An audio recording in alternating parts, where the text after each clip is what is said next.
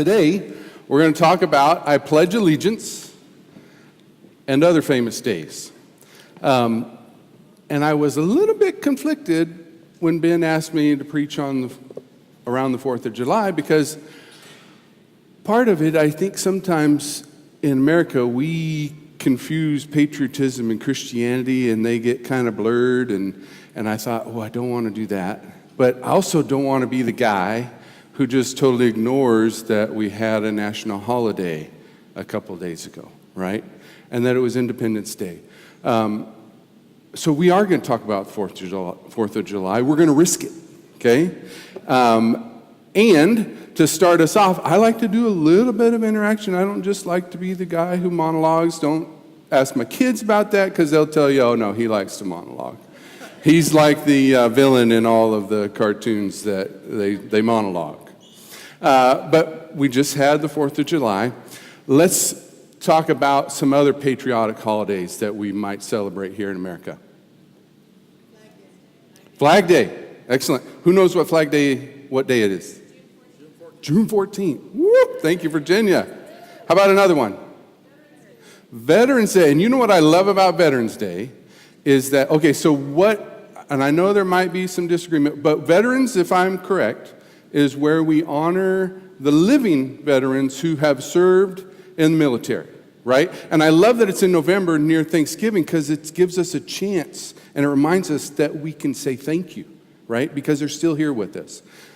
How about another one? Memorial Day. And Memorial Day is when we honor those who have fallen, who have fought and risked and spent and paid with their lives for the freedoms that we enjoy here in America. Are there any others? Any other patriotic holidays that I'm missing? Constitution Day. Thanksgiving. Excellent. President's Day. Excellent. Okay, let's move on to other famous holidays. Oh, you weren't supposed to hit that yet. They're supposed to. Oh, thank you. So, pretend you didn't see up here. Some other famous holidays. Christmas. Excellent. Mother's Day. Groundhog's Day. Excellent. I feel like it's deja vu kind of here. Easter. Another one over here? Valentine's Day. Labor Day. Excellent. Woo! I don't think that made my list. Okay, go ahead, Damon, let's throw the rest up here. Now, a couple of my favorite days are in March. Can you guess which two might be my favorite? St. Patrick's is in March, but it's not one of my favorites. Pie Day. All you cake eaters are going, oh, brother, him and pie. March 23rd, one of my favorite days. Absolutely. Just like autumn, we sang Happy Birthday Autumn. March 23rd, you guys can prepare. All righty. And we have Cinco de Mayo. Oh, the food is excellent on Cinco de Mayo. All right, let's go on. There's another famous day. Damon, you can switch slides. Another famous day in the Bible that we want to talk about this morning. And it comes from the story of Joshua. It comes from the book of Joshua, chapters 23 and 24. Joshua has led the Israelites into the Promised Land. And the Promised Land was a place that the Israelites could call their own. It was a place where they could flourish. They could carve out a future for themselves. It was a place where they could be together. It was a place that was suitable for working and for living and for prospering. And have you ever wondered what the Promised Land looked like? Well, this is what the Promised Land looks like. Holy smokes! Oh. Okay, I don't know how this slide got in here, but this is not what the Promised Land looks like. But since it's up here, before we go back to Joshua, let me just explain maybe how this slide came together. So this building on the left is 1177 Fulton Street. Many of you might remember it if you're familiar with Fresno as the old Guarantee Building. We don't want to call it that anymore because this is going to be the new district office for the State Center Community College District. Why is that important? Well, I work for the State Center Community College District. And the State Center Community College District, its name comes from we're in the center of the state. So it's not having to do with anything Governor Brown. We're just in the center of the state as a matter of location. But we oversee the colleges that range from Reedley all the way up to Oakhurst. It includes Madera, Clovers, and Fresno City. And right now, our district has grown over the decades.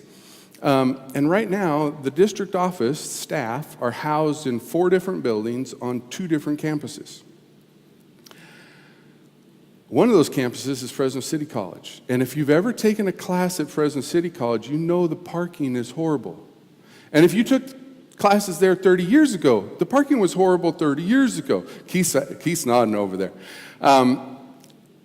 So one of the things we are doing to help with that, Fresno City College is also going to add in the next 2 years, they're going to start building a new science building.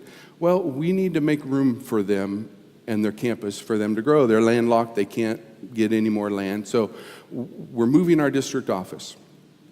And it's going to provide our district staff with a place of their own.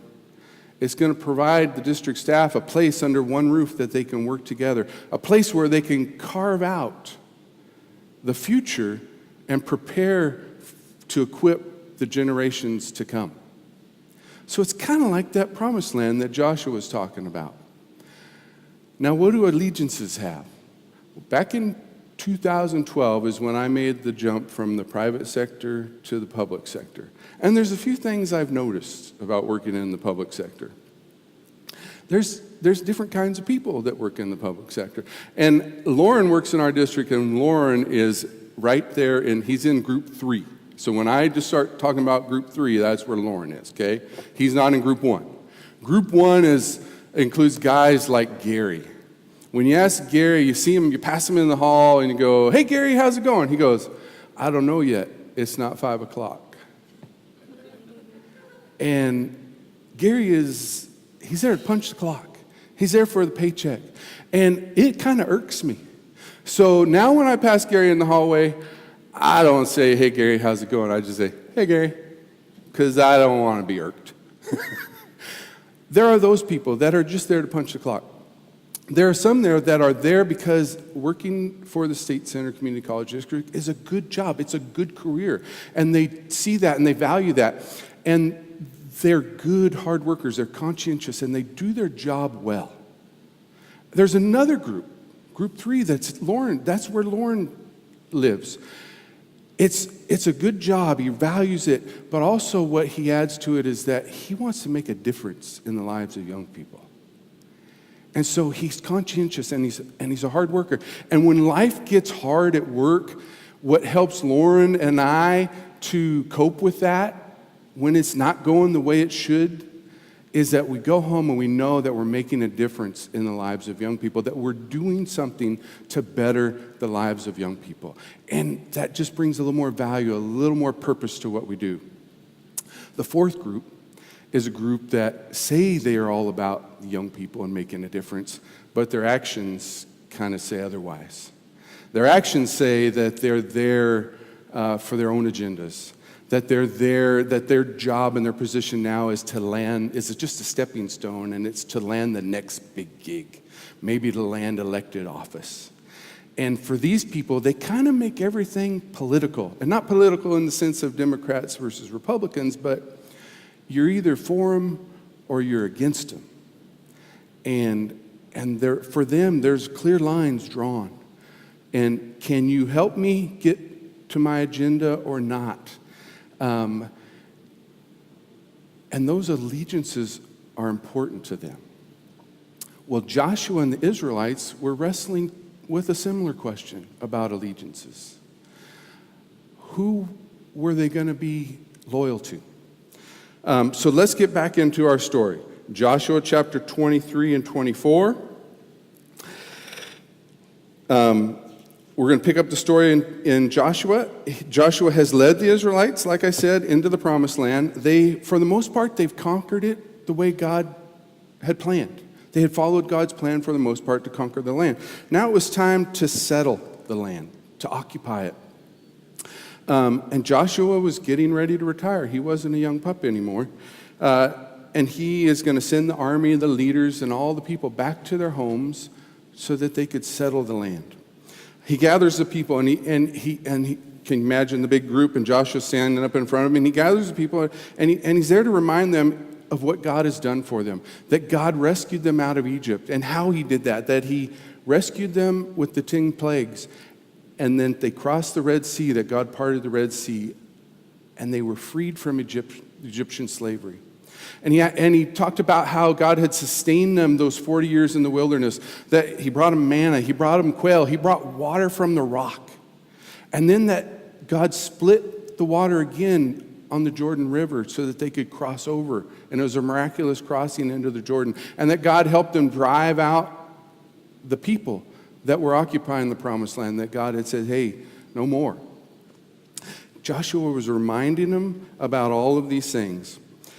And he brings them to the climax of his speech, and he says, hey, put away the foreign gods that your ancestors served on the other side of the Euphrates. And put away the gods that the Canaanites, the Amorites are serving, in whose land you now live.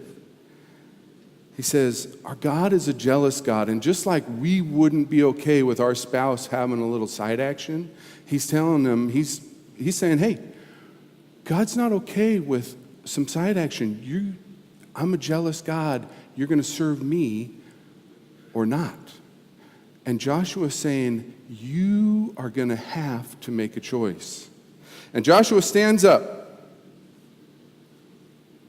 But if serving the Lord seems undesirable to you, then choose for yourselves this day whom you will serve, whether the gods of your forefathers served beyond the river, or the gods of the Amorites, in whose land you are now living. But as for me and my house, we will serve. Now, who is Joshua talking to? He's talking to the citizens of the Israelites, right? Most of those people in that audience didn't do anything to deserve being an Israelite. They just had the good fortune of being born into one of the 12 tribes of Israel. There were some in the group like Rahab. Rahab was the gal who hid the spies, and she had an opportunity to join also, and she took it. And she was in there, but there were a whole lot of people like Rahab who were in the vicinity that didn't get an opportunity to join. But she took the opportunity to join. But there was some good fortune in there. And then there were some of those that were in the crowd that had actually fought to carve out a destiny for this new nation, that had carved out a place, that have made a place and fought for the freedoms that would be enjoyed in the promised land. That kind of sounds like us here today. If we look around, most of us are here and citizens of the USA because of good fortune of being born within its borders. Some of us had an opportunity to join in. We might have been born in another country, but had an opportunity to join in, and we took it. And some of us here have fought.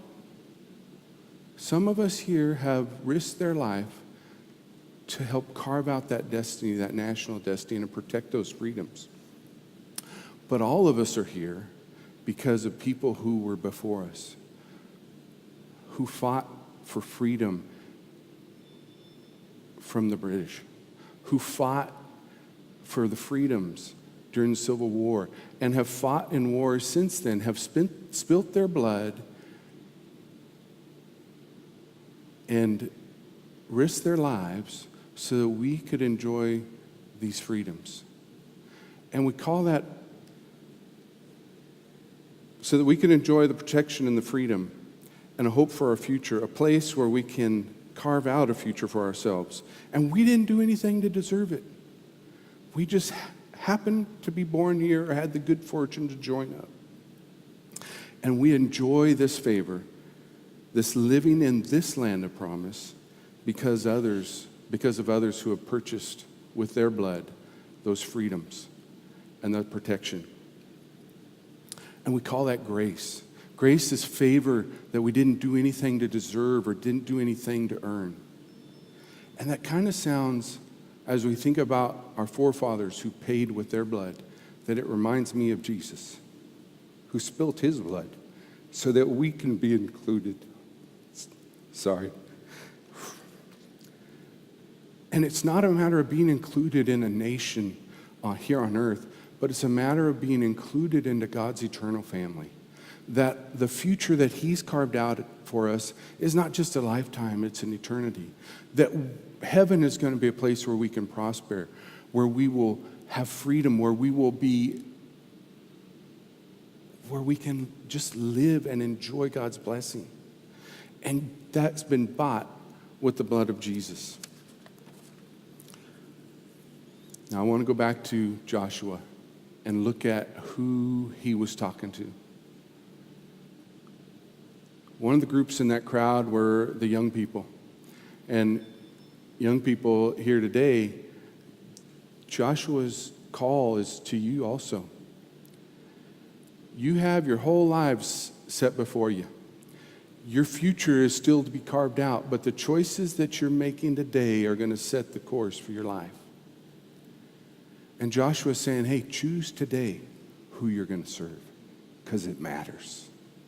There were some middlers in that group too. Now, the middlers are the group of people that I like to think they're the ones that have already started carving out their place in this world. They've already started their families. They're carving out their homes. And they are bogged down with diapers sometimes. They're bogged down with getting the kids to school, to practice.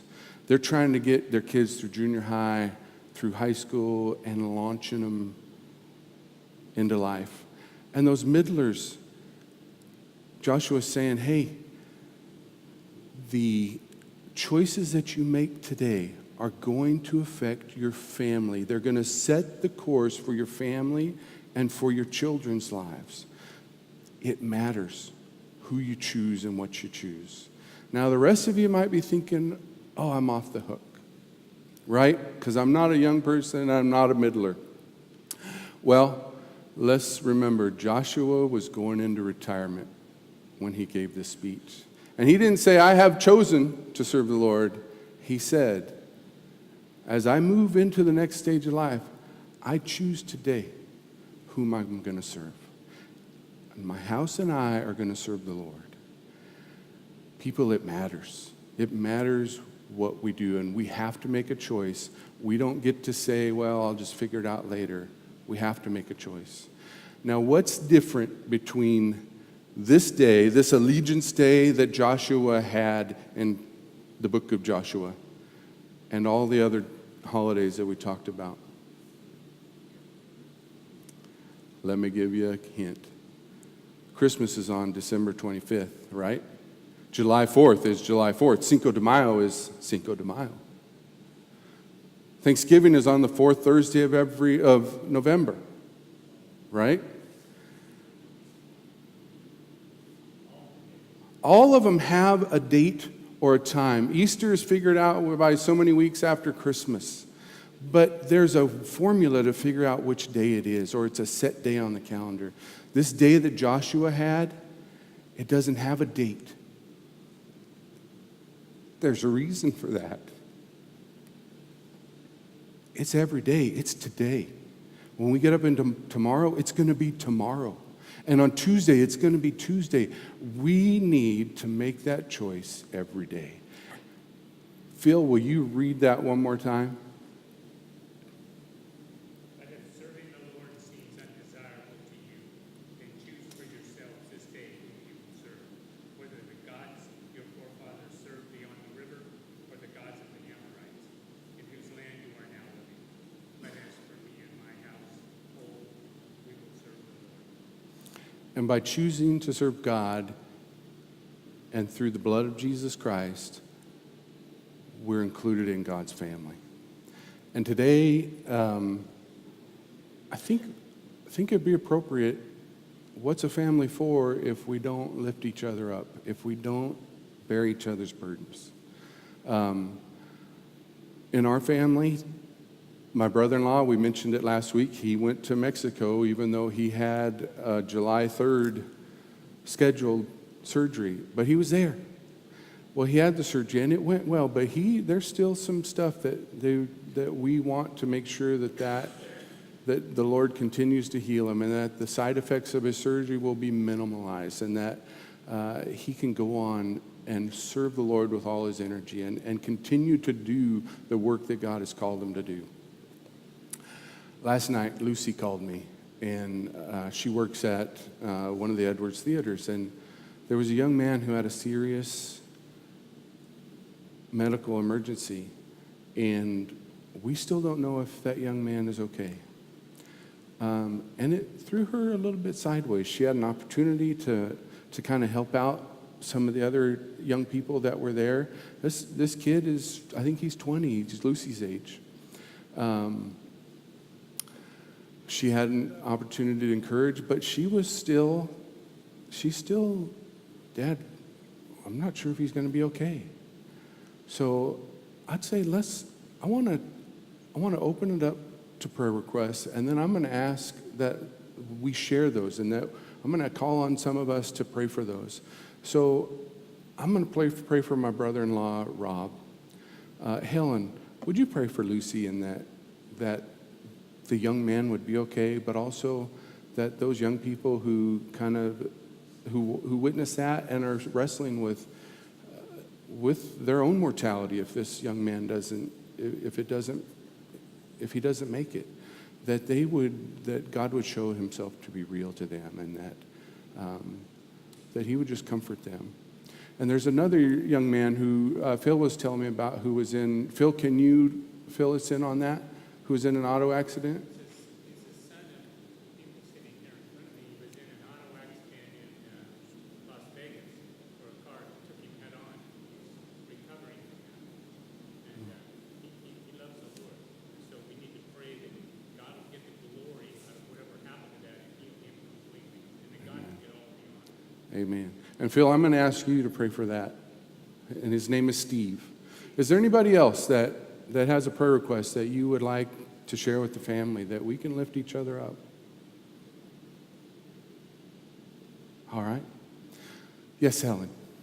I've been finding myself praying for the family, and I don't know who it is, but the woman who was killed in the accident on 41, it was a head-on collision.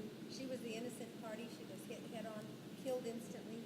I don't know who she is. They didn't know. She didn't have identification on her. They showed her car in the website. They showed, and I saw her car when I was driving to work, and I was just like, oh, that's horrifying. And I've been keeping her family in prayer. I don't know who they are. I don't know who she is, but I've been keeping them in my prayers. Okay. Jenny, will you pray for that woman and her family? Anybody else? Okay, I'm gonna lead off.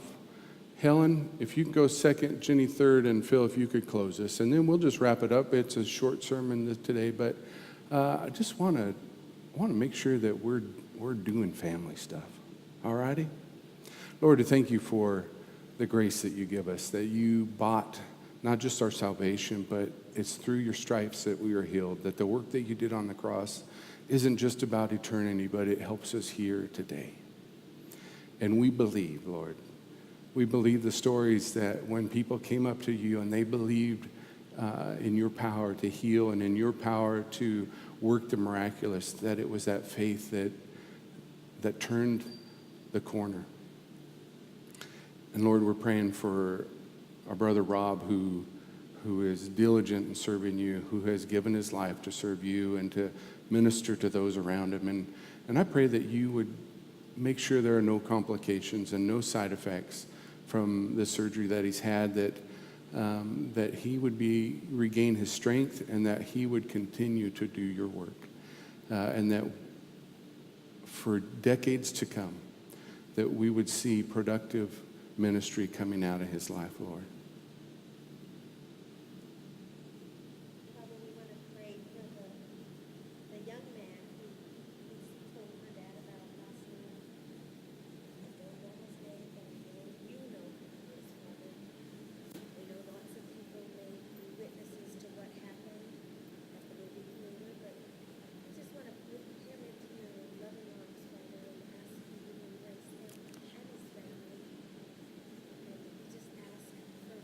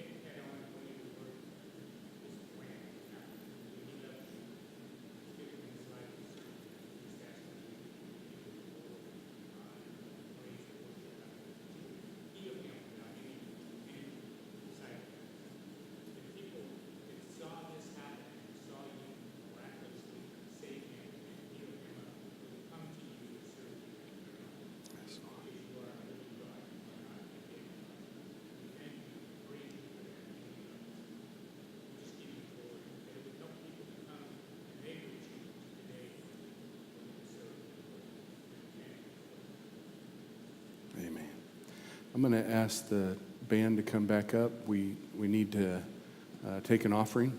I think that's one of my duties. But before the band comes up, let's just pray one more time and close to the sermon. Lord, I thank you for people like Joshua who we can read about, who are examples of how to do it right. And I pray that you would help us every time we hear about the Pledge of Allegiance, that we see the title, that we read it and that we hear it or say it, that you would remind us that our first and primary allegiance is to you, and that we would make that choice every day to serve you. Amen.